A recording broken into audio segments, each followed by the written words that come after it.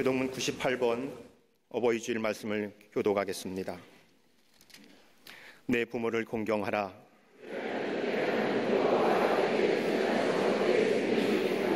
내 아들아, 내 아비의 훈계를 들으며 내 어미의 법을 떠나지 말라.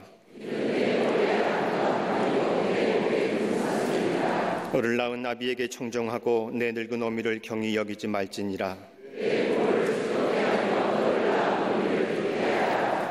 이 자녀들아, 주 안에서 너희 부모에게 순종하라. 이것이 옳으니라.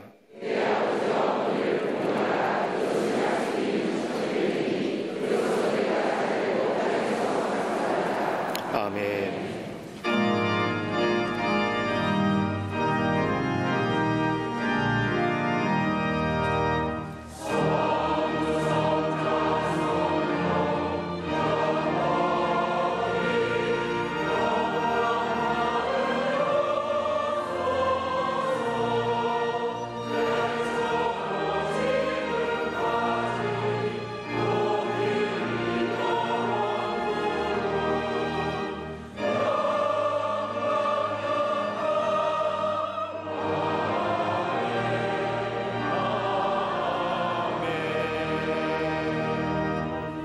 전능하사 천지를 만드신 하나님 아버지를 내가 믿사오며 그 외아들 미주 예수 그리스도를 믿사오니 이는 성령으로 잉태하사 동정녀 마리아에게 나시고 본디오 빌라도에게 고난을 받으사 십자가에 못 박혀 죽으시고 장사한 지 사흘 만에 죽은 자 가운데서 다시 살아나시며 하늘에 오르사 전능하신 하나님 우편에 앉아 계시다가 저리로서 산자와 죽은 자를 심판하러 오시리라. 성령을 믿사오며 거룩한 공회와 성도가 서로 교통하는 것과 죄를 사하여 주시는 것과 몸이 다시 사는 것과 영원히 사는 것을 믿사옵나이다.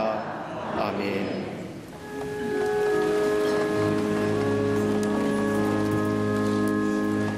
영광과 찬송을 받으시옵소서.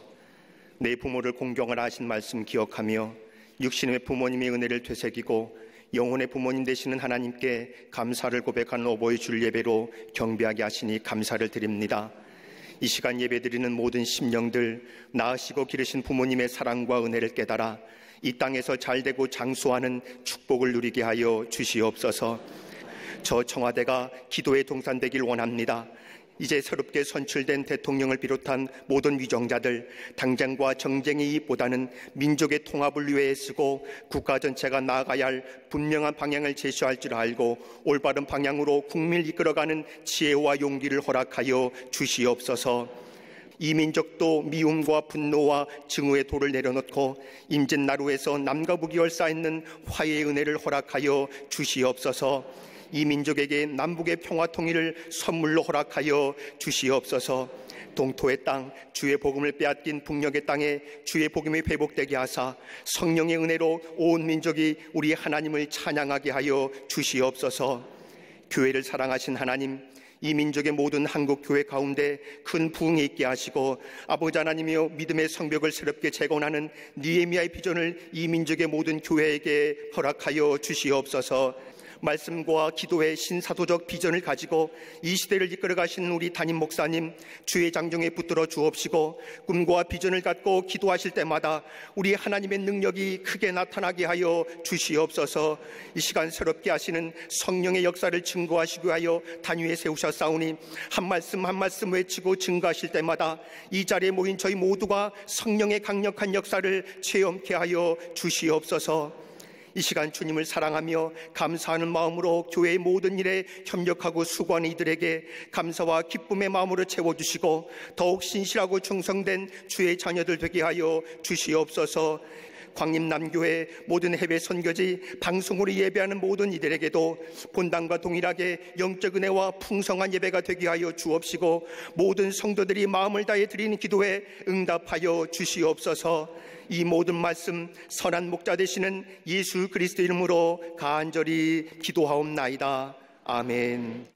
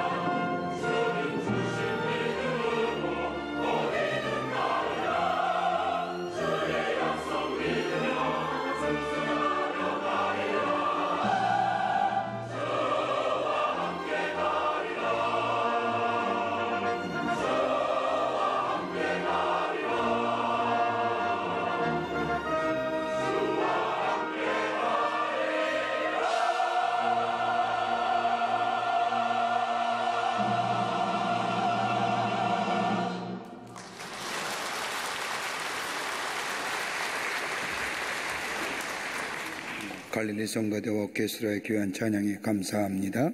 고맙습니다. 사회학자들과 인류학자들은 인간과 동물이 어떤 면에서 다른가에 대해서 여러 가지 많은 방법으로 연구를 합니다. 그 가운데 인간과 동물의 차이점이 무엇일까요? 대표적인 예가 생각한다는 겁니다. 인간은 생각하며 사는 동물이라는 겁니다. 그런데 동물학자들에 의하면 동물도 나름대로 생각하고 산다고 합니다. 인간의 관점으로 보기에 생각이 없는 문해적 행동으로 보여지기에 동물은 생각이 없다고 하지만 동물은 동물 나름대로 생각하며 산다는 것이 동물을 연구하는 학자들의 공통된 견해입니다. 여러분 한번 생각해 보십시오. 동물도 생각할 수 있습니다. 그러나 동물과 인간의 근본적인 차이점은 다름이 아니라 동물은 본능적 욕구에 의해서 살아간다는 것이요, 인간은 본능적 욕구보다는 이성적으로 살아간다는 겁니다. 다른 말로 말하면 생각하며 산다는 겁니다. 논리적으로 또 실증적으로 산다는 겁니다. 내셔널 지오그래피 잡지라는 것을 보면 동물은 본능적 욕구가 충족이 되면 그것으로 만족합니다. 더 바랄 것이 없습니다. 여러분 사자가 사냥하는 거 보셨는지요? 밀림의 맹수인 사자가 사냥하는 것을 보면 사냥한 것에 배불리 먹고 나면 그 다음엔 안 합니다. 본능에 충실한 것이지요. 그러나 인간은 이러한 동물적 청족으로만은 살 수 없는 것이 우리네 인간입니다. 인간의 참된 행복은 사랑을 느끼고 사랑을 받고 있다는 것을 비로소 느낄 때에 인간이 참다운 인간다운 삶, 그로 인하여 행복한 삶을 누릴 수가 있습니다. 여러분 어린아이 보세요. 길을 걸어가면 어느 팀인가 와서 엄마의 손을 잡습니다. 잡으라고 보채지 않아도, 잡으란 말을 하지 않아도 어느샌가 다가와 손을 잡습니다. 그러다가 부모가 좀 귀찮아서 손을 부딪히기라도 하면 더더욱 다가와 부모의 손을 잡고 놓지 않습니다. 이게 인간의 기본적인 욕구입니다. 그러게 사람은 사랑을 받지 않고는 못 살고 사랑을 확인하지 않고는 살지 못하는 것이 인간입니다. 그러기에 사랑의 간격성 속에서 성장한다고 해도 과언이 아닙니다. C.S. 루이스라고 하는 영국의 학자이며 영국사인 C.S. 루이스가 말하기를 우리는 에로스에 의해서 태어나고 스톨게에 의해서 양육되고 필레오에 의해서 성숙되어져 가며 아가페에 의해서 우리의 사랑이 완성된다고 얘기합니다. 다른 말로 말하면 남녀간의 사랑으로 태어나고 부모의 사랑 속에서 양육이 되며 수평적 사랑인 친구와 그 밖의 사랑의 관계 속에서 우리의 삶이 성숙되어져 가며 더 나아가 절대적 사랑에 의해서 우리의 사랑이 완성되어 간다고 말합니다. 그러기에 인간이 인간다워진다고 하면 사랑에 의해서 비로소 인간이 인간다워진다 할 수 있을 겁니다. 그런데 인간의 죄 가운데 가장 무서운 죄가 무엇이냐라고 이야기할 때에 다름이 아니라 사랑을 배신한 죄입니다. 여러분 구약 성경에 나타난 이스라엘 양은 하나님의 징계의 모습을 보십시오. 다른 거 아닙니다. 하나님의 말씀을 어긴 것도, 하나님의 말씀에 불순종한 것도, 죄를 진 것도, 우상을 섬긴 것도 하나님의 사랑에 대한 배신이지요. 하나님의 사랑에 대한 배신하게 될 때 하나님은 징계와 심판으로 하나님이 드러내게 되고 다시 그가 돌아오면 그 사랑으로 그를 감싸줌으로 치유와 회복의 역사로 새롭게 하시는 것, 바로 그러기에 하나님은 사랑이시란 모습이 성경에 우리에게 증거하고 있습니다. 그러므로 사랑을 알고 사랑에 대하여 감사하며 사랑을 느끼며 살 때에 비로소 인간이 인간답다 할 수 있습니다. 제가 주일학교 다닐 때에 저를 가르쳐 주셨던 교회학교 선생님 설교가 여보의 주일이 되면 늘 생각이 납니다. 제가 어렸을 때도 그 말씀이 제게 얼마나 큰 충격으로 다가왔는지 그 선생님의 말씀은 이런 겁니다. 홀레된 어머니가 아들을 키우는데 힘든 일을 하면서 정성을 다하여 아들을 키웁니다. 돈을 벌어서 서울로 유학을 보냅니다. 홀로 키운 아들이라 아들이 보고 싶어 견딜 수가 없어서 어느 날 무작정 아들을 보고 싶다는 마음에 아들이 학교 다니는 학교에 찾아갑니다. 수업 시간이길래 어머니는 교실에 들어가지 못하고 교문 앞에서 학교 수업이 마치기를 기다립니다. 한참을 기다린 이후에 학생들이 수업이 마치자 몰려들 나옵니다. 그때 보니 자기 아들이 저 멀리서 친구들과 내려오는 모습이 보입니다. 얼마나 반가웠는지요. 얼마나 보고 싶었던 아들인지요. 그래서 손을 들어 아들의 이름을 불리며 손을 흔듭니다. 그러자 그 모습을 보면 아들이 움찔하는데 옆에 있는 친구가 이 아들에게 묻습니다. 야, 저 여자 누구냐? 그랬더니 이 아들이 얘기하기를 저 여자 우리 집에서 일하던 식모야 라고.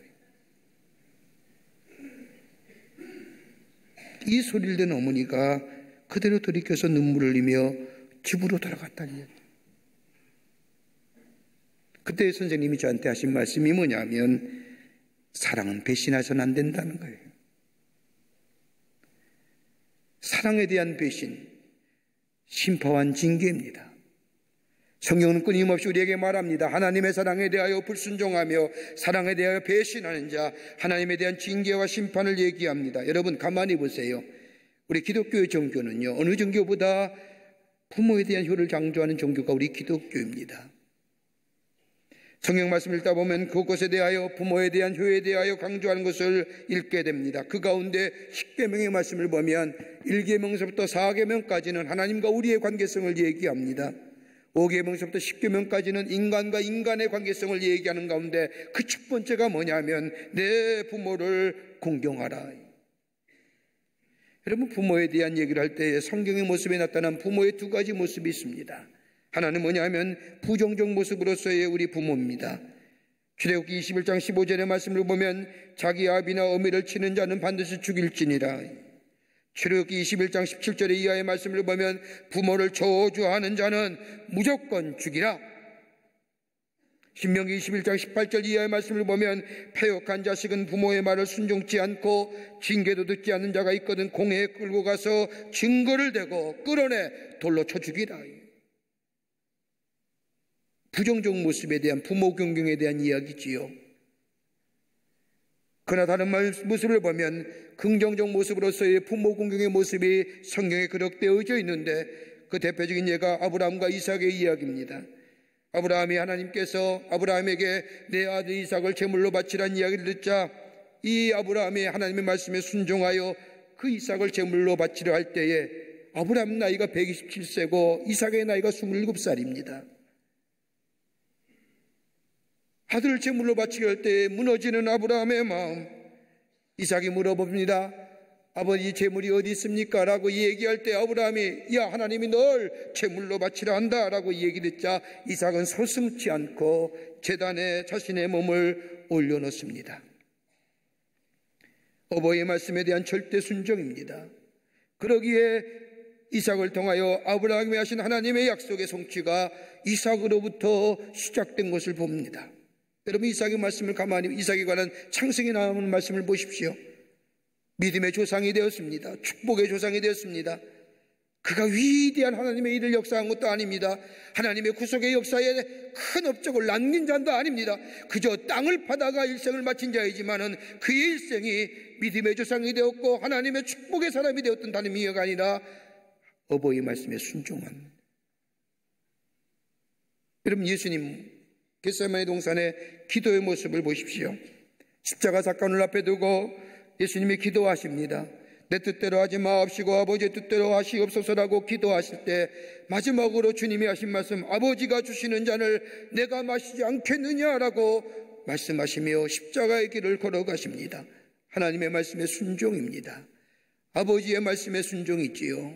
그 결과 인류 구원의 역사와 우리 안에 구원의 기쁨과 영생의 역석이 이루어지는. 그러기 오늘 성경 얘기하지요.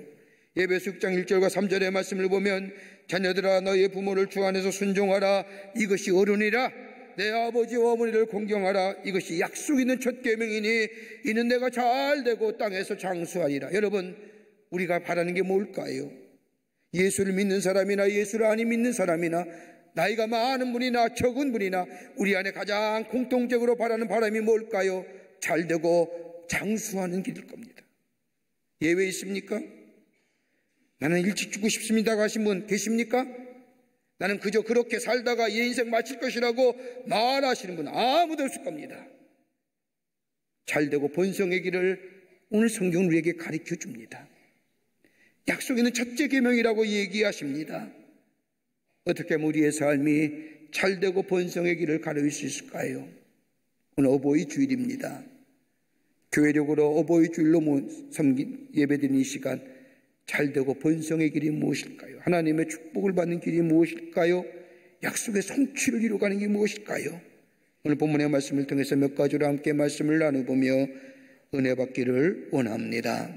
첫째는 기쁜 마음으로 부모의 말씀에 따르라는 겁니다. 오늘 6장 1절과 2절의 말씀을 보십시오. 자녀들아 너희 부모를 주 안에서 순종하라. 이것이 옳으니라. 내 아버지와 어머니를 공경하라. 이것이 약속 있는 첫 계명이니라. 주 안에서 순종하라는 겁니다. 우리 어버이에게 두 가지 하나님이 부탁하시는데, 하나는 순종하고 하나는 공경하라는 겁니다. 여러분, 순종이라고 하는 말, 여러분은 헬라어로 후파크오테라고 얘기하는 이 헬라어 단어는 하나님의 말씀에 순종하다는 순종의 단어의 뜻과 같은 의미입니다. 다시 말한다면 하나님의 말씀을 듣고 따라 순종하는 것, 자발적으로 능동적으로 진취적으로 따라 행하는 것처럼 우리의 부모의 말씀에 능동적으로 진취적으로 따라 자발적으로 행하라는 겁니다. 이게 순종입니다. 강요해서 가는 것이 아닙니다. 하나님의 말씀에 귀 기울여 듣고 순종하는 것처럼 어버이의 말씀에 귀 기울여 듣고 기쁜 마음으로 자발적으로 능동적으로 행하라는 겁니다. 이게 순종입니다. 그러기에 순종은 기쁜 마음으로 하는 겁니다. 또 하나의 단어가 있습니다. 공경하라는 겁니다. 공경이란 헬라어의 단어는 사람에게만 쓰입니다. 사람에게만 국한된 단어입니다. 여기서 공경이라고 하는 것은 일반적인 사랑이나 국률이 여긴다는 마음, 컴패션이라는 얘기 아닙니다. 스프랑케노이라는 얘기가 아닙니다.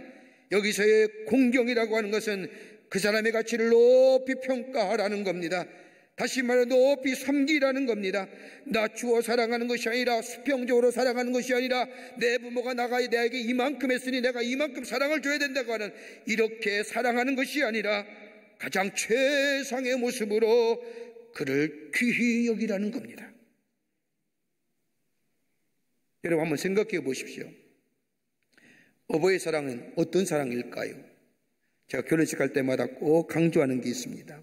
부모님께 효도하십시오라고 얘기하는데 그 효도 가운데 어떤 거예요? 우리네 부모 사랑은요, 내가 나를 사랑하는 것보다 우리 부모가 나를 더 사랑하세요. 내가 나를 사랑하는 것은 비교할 수 없을 만큼 우리 부모는 나를 더 사랑하세요.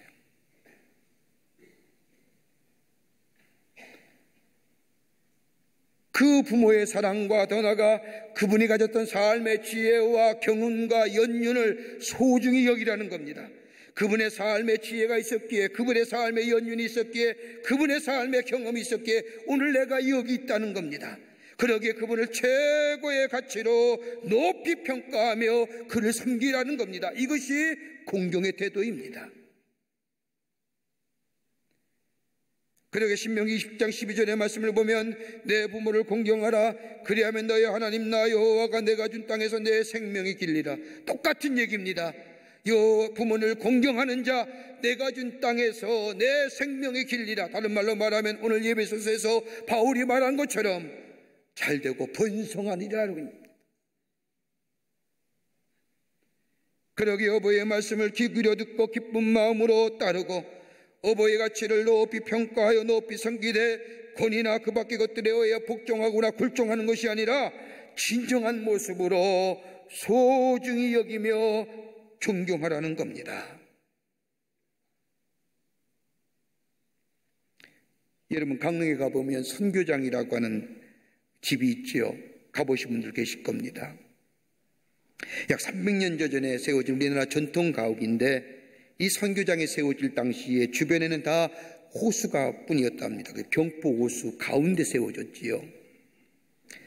이 호수를 건너다니라 배로 다리를 만들었기 때문에 배다리집, 그래서 선교장이라고 얘기합니다. 배선자 써서 다리교자를 써서 말입니다.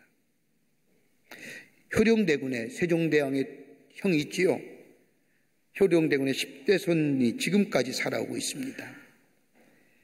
얼마나 많은 부를 줄였는지 예전에는 19세기만 해도 이 집의 재산이 북쪽에는 양양까지, 남쪽에는 저 묵호까지, 그리고 서쪽으로는 저 진부까지 그분들의 땅이었다고 합니다. 그래서 그 땅을 밟지 않은 사람이 없을 정도로 그렇게 부호였습니다. 그러면서 쭉 설명해 나가시는데 그 안내원의 설명 가운데 제 귀에 딱 들어오는 게 두 가지가 있습니다. 하나는 뭐냐면 다름이 아니라 흔히 그렇게 되면 조상들에 대한 제사를 지낼 텐데 제사 지내지 않는다는 거예요. 1년에 딱 한 번 다 모아서 제사를 드려요. 왜 그렇게 하느냐? 이유는 다른 것이 아니라 죽은 조상들에게 제물을 바치기 위해서 제사를 드리기 위해서 얼마나 시간과 얼마나 많은 비용이 들겠습니까? 그럴 바에는 그 드는 시간과 그 비용과 그 정성을 가난한 사람들에게 나누어 주라는 겁니다. 왜 죽은 사람에게 그렇게까지 하느냐? 1년에 딱 한 번이면 되지. 다 모아서 한 번이면 되지. 그 드는 비용이나 그 정성, 그 음식 가지고 다른 사람, 어려운 사람 도와주라는 겁니다. 또 하나 안내하신 분의 말 가운데 제 마음속에 딱 들어오는 게 하나는 뭐냐면 지금도 귀한 일들을 많이 감당하는 후손들이 있는데 다름이 아니라 아직도 부모님에 대하여 아니오라고 말한 적이 없다는 거예요. 부모님 못 배워도 연로해서 힘이 없다고 해서 아니요라고, 그건 아니요라고 대다수 그렇게 하잖아요. 나이가 들면 들수록 더 소중히 여긴다는 거예요. 그분의 지혜와 그분의 경륜과 그분의 삶의 경험들을 소중히 여긴다는 겁니다.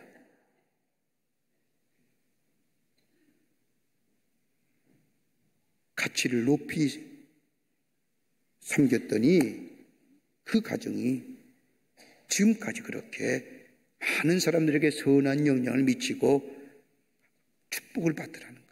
복 받는 사람이 됐다는 거예요.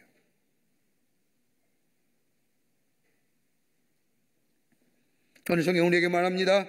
내 부모를 공경하라. 이것이 약속에 있는 첫 계명이라고 얘기합니다. 하나님의 약속에 있는 첫 계명, 부모를 순종하고 부모의 말씀을 공경하게 될 때 다름이 아니라 잘되고 번성하라는 겁니다.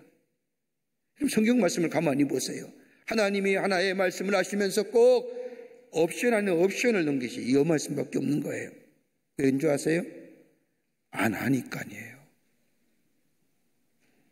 잘 안 하니까요. 잘하면 이 옵션 넣겠습니까? 잘되고 번성하리라? 안 하니까 부모를 존귀히 여기며 부모의 말에 순종하며 부모의 말을 귀히 여기며 부모의 가치를 소중히 여기는 자, 내가 약속하기를 잘되고 번성하리라 얘기하시는 거죠. 그리스도를 섬기듯이 우리의 부모를 섬기는 자들이 될 때에 하나님의 약속의 성취가 우리 가운데 있게 되는 줄 믿습니다. 두 번째로는 어버이 사랑에 제한이 없는 사랑이라는 겁니다. 그러기에 부모를 귀히 여기라는 겁니다. 오늘 본문의 말씀에 마가복음 7장 24절과 30절 이하에 나오는 말씀을 보십시오. 어버이 사랑이 어떠한 사랑인가 우리에게 가르쳐 줍니다. 한번 보세요. 이방 여인에게 딸이 있었습니다. 근데 정신병자예요. 정신이 들어왔다 나갔다 하니 헛소리합니다. 몸에 든 병이 아니라 정신이 병들었습니다. 그런데 어머니 딸 사랑합니다. 여러분, 세상이 어찌 어떤 겁니까? 대체로 똑똑하면 사랑받고 멍청하면 사랑받지 못합니다. 성적이 좋으면 사랑받고 성적이 나쁘면 미움을 받습니다. 유능하면 사람들에게 인정을 받고 무능하면 사람들에게 소외당합니다. 그런데 우리네 부모의 사랑은 똑똑하거나 무능하거나 성적이 뛰어났거나 떨어졌거나 잘생겼거나 못생겼거나 상관없습니다. 오히려 집을 나간 자식을 더 사랑하는 것이 어버이의 마음입니다. 내가 능력이 없어서 어버이의 사랑에서 벗어났다는 것이 아닙니다. 내가 쓸모없는 인간이라고 해서 어머니의 사랑에 내 아를 벗어났다고 얘기하는 거 아닙니다. 다른 사람에게 부족하거나 다른 사람보다 떨어지는, 다른 사람보다 좀 능력이 없던 우리네 부모의 사랑은 나를 향한 사랑은 변함없는 절대적 사랑이라.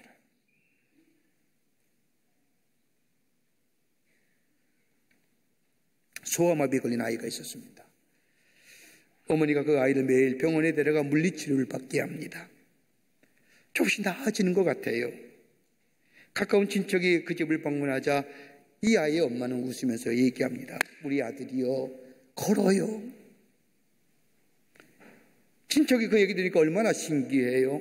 한번 걸어보라. 애야, 너 한번 걸어봐라 했더니 이 아이가 걷는 의지를 가지고 벌떡 일어나 한두 발짝 가다가 힘이 없어, 다리에 힘이 없어 푹 쓰러지자. 어머니는 그 모습을 보고 그 자리에서 울음을 터뜨리는 거예요.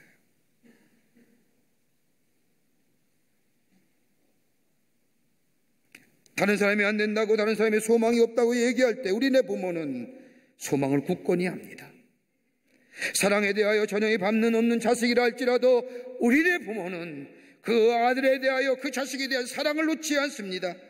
오늘 헬라 여인 보십시오. 이방의 여인입니다. 딸을 너무나 사랑합니다. 다른 사람은 소망이 없다, 정신이 병들었다, 영혼이 나갔다라고 얘기하지만 이 어버이는 자식에 대하여 절대적 사랑, 이 사랑을 놓지 않습니다. 그리고 예수님께 나와 구합니다. 더 나아가 우리의 어버이의 사랑은 자식으로인이라면 겸손합니다. 여러분 28절에 27절의 말씀을 보십시오. 예수님께 나와 우리의 딸의 병을 고쳐달라고 하는 이 여인의 요청에 예수님이 뭐라고 얘기합니까? 자녀들의 떡을 취하여 개들에게 던짐이 마땅치 아니하니로다. 땅의 병을 보며 가슴 아파했던 이 여인, 소망을 가지고 절대적 사랑을 가지고 예수님께 나왔는데 딸의 병을 고쳐주기는 예수님이 정말로 민망한 얘기합니다. 모욕적인 얘기요, 안색이 변할 수 있는 얘기요, 견디기 힘든 얘기입니다. 자녀들의 떡을 취하여 개들에게 던짐이 마땅치 아니하다. 다른 말로 말하면 이런 말입니다. 야, 너희는 개와 같은 사람이야. 지금의 개는 반려견이고 애완견이지만 이 당시의 개는요, 떠돌아다니는 가장 혐오스러운 동물이 예수님 당시의 개예요. 그러니까 한마디로 뭐예요? 나 너 혐오한다는 얘기예요. 그러자 이 여인은 안색도 변하지 않고 예수님의 말씀에 이렇게 대답합니다. 28절에 상 아래의 개들도 아들의 먹던 부스러기를 먹나이다. 상 아래의 개들도 아들이 먹던 부스러기를 먹나이다. 여러분 이렇게 해석할 수 있죠. 27절과 28절에 한번으로 이렇게 얘기합니다. 예수님 맞아요. 저는 저 들에서 떠돌아다니는 혐오스러운 개와 같은 사람입니다. 도덕적으로나 윤리적으로나 무엇으로나 하나님의 거룩한 백성에 비춰볼 때에 나는 정말로 보잘것없는 사람입니다. 그러나 하나님의 은총이 내게도 있기에 그 은총 가운데 사는 거 아닙니까?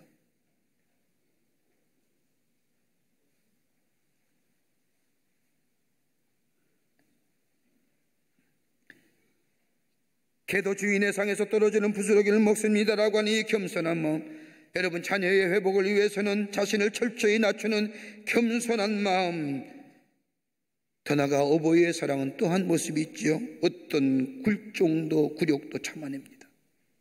자식을 위하라면요. 자식을 위한다면 그 어떤 굴욕도 참아낼 수 있습니다. 그것을 고생이라고 생각하지 않습니다. 당연하게 받아들입니다. 내가 좀 굴종 굴욕당하고 내가 모욕을 당한다 할지라도 내 자식이 잘될 수만 있다면 그 사랑을 귀히 여기라는 겁니다. 귀히 사랑을 소중히 여기라는 겁니다. 도쿄대학을 참 졸업한 어떤 한 졸업생이 한 회사에 이력서를 냈습니다. 면접관이 면접을 하면서 의외의 질문을 던집니다. 부모님을 목욕시키거나 닦아드린 적이 있나요? 라고 묻자 이 졸업생, 이 학생 가만히 생각해 보면서 한 번도 없습니다 라고 대답합니다. 그러자 다시 면접관이 묻습니다. 그러면 부모님의 등을 긁어드린 적은 있나요? 그러자 이 청년이 잠시 생각을 하다가 제가 초등학교 다닐 때에 등을 긁어드리면 어머니께서 용돈을 주셨습니다 라고 대답합니다. 이렇게 대답하고 나서 이 지원자가 청년이 안색이 변합니다. 혹시나 이 대답 때문에 떨어지지는 않을까. 정해진 면접 시간이 끝난 후에 청년이 자리에서 일어나 인사를 하고 나가려고 하자 이 면접관이 얘기합니다. 내일 이 시간에 다시 오십시오. 그런데 한 가지 조건이 있습니다. 한 번도 부모님을 닦아드린 적이 없다고 했지요. 내일 여기 오기 전에 꼭 한 번 닦아드렸으면 하는데 할 수 있겠습니까? 이 청년은 그렇게 하겠다고 대답을 하고 나왔습니다. 집으로 돌아옵니다. 곰곰이 생각해 봅니다. 반드시 취업을 해야 할 형편입니다. 그의 아버지는 그가 태어나 얼마 안 되어서 돌아가셨고 어머니는 품을 팔아서 자신의 학비를 대주셨습니다. 어머님의 바람대로 도쿄대학의 명문대학에 합격하여 이제 졸업했습니다. 이제는 자신이 돈을 벌어서 부모님을 모셔야 할, 어머님을 모셔야 할 처지입니다. 그러기 어떤 모습이든지 취직해야 합니다. 곰곰이 생각해 봅니다. 어머님이 어느 부분을 닦아드릴 수 있을까? 그런 가운데 우리 어머니는 하루 종일 밖에서 일하시니 틀림없이 가장 발이 더러울 거야. 발을 닦아드리면 좋을 것 같아 생각을 합니다. 집에 돌아온 어머니를 보자 이 아들이 얘기합니다. 어머니, 발 씻겨드릴게요. 느닷없는 제안에 어머님이 의아하게 생각합니다. 그러면서 어머니는 한사코 발을 내밀지 않습니다. 청년 할 수 없이 왜 발을 닦아야 되는지 이유를 설명합니다. 엄마 오늘 면접 봤는데 면접관이 어머니 발을 씻겨드리려고 내일 다시 오라고 했습니다. 그래서 오늘 꼭 발을 닦아드려야 됩니다. 그러자 어머니의 태도가 바뀌었습니다. 두말 없이 문턱에 걸쳐 앉아 세뱃대에 발을 닦습니다. 청년은 조심스럽게 어머니의 발등을 잡습니다. 태어나 처음으로 가까이 살펴보는 어머니의 발입니다. 자신의 하얀 발과는 전혀 다르게 생겼습니다. 어머니의 발등은 나뭇꽃질처럼 앙상하게 보였습니다. 그러면서 어머니 저를 키우느라고 고생 많으셨지요. 이젠 제가 은혜 갚을게요. 하자 어머니는 무슨 고생? 아니다. 손이 발바닥에 닿았습니다. 그 순간 청년의 숨이 먹는 것 같습니다. 말문이 막혔습니다. 어머니의 발바닥은 시멘트처럼 딱딱한 겁니다. 도무지 사람의 피부라고 생각할 수 없을 정도입니다. 어머니 아들의 손이 발바닥에 닿았는지조차 느끼지 못하는 것 같습니다. 발바닥은 굳은 살 때문에 아무런 감각이 없었던 것입니다. 이 청년의 손길이 가늘게 떨립니다. 고개를 숙였습니다. 눈물을 참으려고 이를 악물었지만 새어나온 울음소리를 간신히 참고 또 참았습니다. 하지만 어깨가 들썩이는 건 숨길 수가 없었습니다. 그때에 어머니의 손길이 이 아들의 어깨에 닿습니다. 그러자 이 청년은 어머니의 발을 끌어안고 목을 놓아 옵니다. 다음날 다시 청년의 회사에 가서 면접관 앞에 섰습니다. 닦아드렸습니까? 라고 물으네. 예, 닦아드렸습니다. 그리고 어머니가 저 때문에 얼마나 고생하는지 이제 알았습니다. 학교에서 배우지 못한 것 배우게 해주셔서, 알게 해주셔서 감사합니다. 아마 면접관님이 아니었다면 저는 평생 어머니의 발을 살펴보거나 어머니의 발 만질 생각하지 못했을 겁니다. 이제 어머니 잘 모시겠습니다 하고 인사하며 나오려고 하는 그때에 이 면접관이 그의 입사를 허락합니다.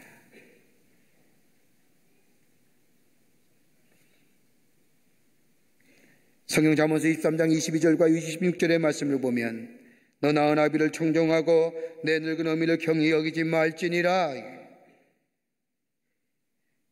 우리 어버이의 사랑을 생각하며 그 사랑을 늘 마음속에 새기며 부모를 공경하고 부모를 존귀히 여기는 자 될 때에 하나님의 약속이 있는 첫 계명인 잘되고 번성함의 축복이 우리 가운데 임하게 될 줄 믿습니다. 또 하나 있습니다. 어버이의 사랑은 열려진 사랑이라는 겁니다. 오늘 본문의 말씀을 보십시오. 가나안 여인의 딸을 향한 사랑은 절대적인 것이요 열려진 사랑입니다. 열려진 사랑이라는 것은 딸에 대하여 소망을 버리지 않았다는 겁니다. 땅의 질병을 낫게 될 것은 믿음이 이것 다른 것이 아니라 딸에 대하신 열려진 사랑의 모습이라는 겁니다. 다른 사람은 자신의 딸에 대하여 소망이 없음을 이야기하더라도 이 어버이는 딸에 대하여 소망을 갖습니다. 이 소망 때문에 예수님 앞에 나와 내 딸이 병들었습니다라고 고백하며 단순한 마음으로 예수님께 나오면 깨끗게 될 것이라는 마음으로 그 믿음 가지고 나옵니다. 이게 열려진 사랑이라는 겁니다. 여러분, 닫혀진 사랑 어떤 걸까요? 감추는 거지요. 보이지 않는 겁니다. 숨기는 겁니다. 드러내지 않는 겁니다. 외람되지만 용서하십시오. 강남구에 숨기는 이렇게 부자연스러운 마음의 병과 육체의 병 든 자녀들이 얼마나 많은지 몰라요. 혹 남이 알까봐. 혹 남이 알까봐.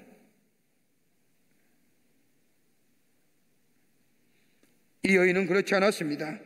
모든 것 드러내고 나왔습니다. 달려 나왔습니다. 그리고 구합니다.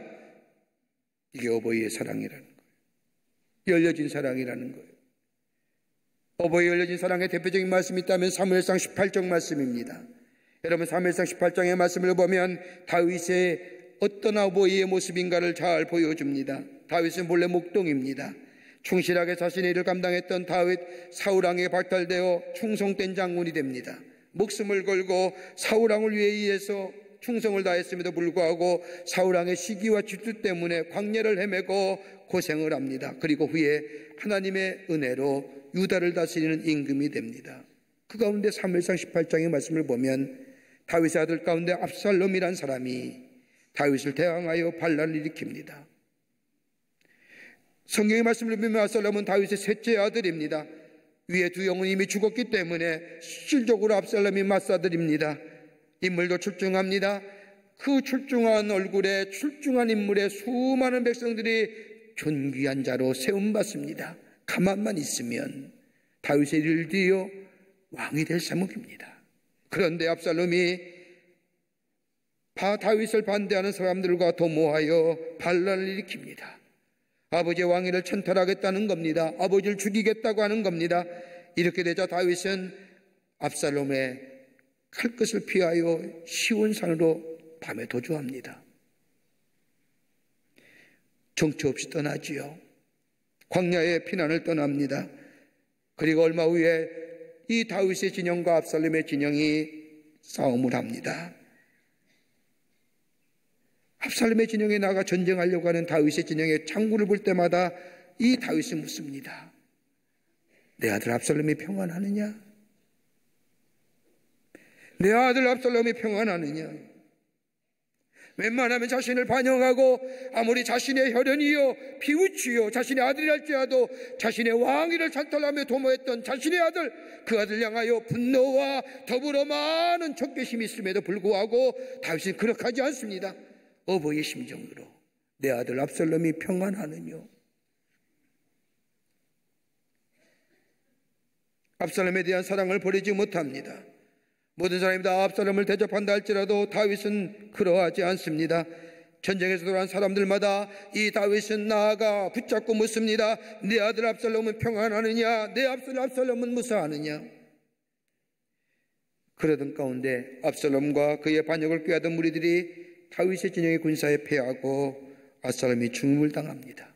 그의 머릿결이 얼마나 아름답고 휘날렸는지 그 말을 타고 도망가다가 그 머릿결에 나뭇가지에 걷겨가서 대롱대롱 매달리다가 다윗 진영의 장군의 칼에 목이 베어 죽습니다. 그런데 이 사실을 누구도 알리지 못합니다. 누구도 얘기 못하는 겁니다. 다윗의 마음을 알았기에, 다윗의 마음을 알기에 그런데 구스의 사람이 다윗에게 가서 이 압살롬의 죽음을 말합니다. 그러자 다윗이 통곡하며 목 놓았습니다. 내 아들 압살롬아, 내 아들 압살롬아, 내 아들 압살롬아, 내가 대신하여 죽었어야 되는데, 내가 대신하여 죽었어야 되는데. 통곡합니다. 자신의 반역한 아들이지만 아버지의 심정으로 통곡합니다. 뒤에 나오는 말씀을 보면 다윗은 자신의 아들 압살롬의 죽음을 자신의 죄과로 돌립니다. 자신이 윤리적으로 도덕적으로 잘못을 저지른 죄와 그리고 이로 인하여 이 아픔과 괴로움이 났다고 깨닫습니다. 압살롬의 잘못이 아니라는 겁니다. 다 내 잘못입니다. 내 죄 때문이고 내가 죽지 못한 복을 보였기에, 내가 잘못했기에 내 아들 압살롬이 죽었다고 자신의 탓으로 돌립니다.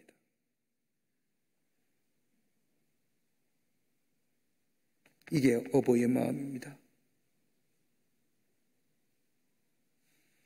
이게 열려진 마음이지요. 다른 사람은 숨기려고 하는데 내 탓이다 이거예요. 내 잘못이다 이거예요. 내 죄과로 인하여 내 아들이 이렇게 됐다는 거예요. 다른 사람의 탓하지 않습니다. 나의 잘못이고 내 실수고 내 죄과라는 겁니다. 여러분, 우리를 향한 하나님의 사랑 한번 생각해 보세요. 똑같지 않습니까? 돌아오기만 하면 죄로 인하여 찢겼어도 죄로 인하여 징벌을 받았음에도 불구하고 하나님은 언제나 열려진 모습으로 서 계십니다. 돌아오기만 하면, 내게로 오기만 하면, 그러기 호사에서 6장 1절의 말씀을 보면 우리가 여호와께로 돌아가자 여호와께서 우리를 찢으셨으나 도로 낫게 하실 것이다. 찢으셨다는 걸 밝히잖아요. 돌아오면 회복시켜 주신다는 거예요. 잘되고 번성하기를 원하십니까? 오늘 성경은 우리에게 말씀하십니다. 내 부모를 공경하라, 존귀히 여겨라, 가치를 높여라. 이것이 약속이 있는 첫 계명이다. 이것이 너를 하여금 잘되고 번성하게 할 것이다. 부모님 살아계십니까? 다시 한번 부모님 은혜에 귀히 여기며 그 은혜를 생각하며 지금이라도 잊지 않았습니다. 높이세요. 귀히 여기세요. 그러면 하나님의 약속의 성취가 우리 가운데 있습니다. 부모님이 하는 나라에 가셨습니까? 다시 한번 그 어버이의 사랑을 다시 한번 우리가 생각하며 우리 마음에 담는 우리가 될 때에 그 어버이의 사랑으로 인하여 내가 여기 있음에 하나님의 사랑을 다시 한번 깨닫고 하나님의 은혜 안에서 살아가는 자, 또한 하나님의 약속의 성취가 우리 가운데 이루어집니다. 이런 은혜가, 이런 약속의 성취가 여러분과 저 가운데 있기를 주의 이름으로 축원합니다. 하나님 감사합니다. 저희들 주께서 사랑해 주시고 하나님의 자녀 삼으심에 감사합니다. 생명은 하나님께로 주셨는데 피의 생명은 우리 부모님께 옴을 저희가 믿습니다. 부모님의 은혜에 감사하며 부모님의 사랑에 감사하며 부모님을 귀히 여기며 가치를 높이며 그로 인하여 하나님의 약속의 성취를 누리며 사는 저희들 되게 하여 주시옵소서. 성령이 도우시고 인도해 주실 줄 믿으며 예수님의 이름으로 기도하옵나이다. 아멘.